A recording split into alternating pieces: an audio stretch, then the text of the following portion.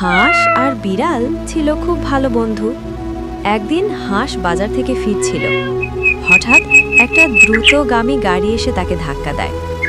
হাঁসটি আহত হয়ে রাস্তায় পড়ে যায়।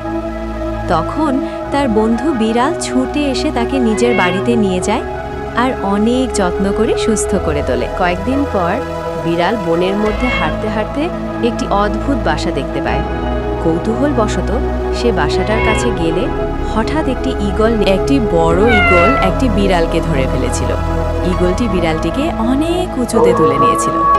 তারপর সেটি একটি নদীর উপর দিয়ে উড়ে যাচ্ছিল, আর সেখানেই ঈগলটি বিড়ালটিকে ফেলে দেয়। বিড়ালটি তখন নদীতে পড়ে যায়।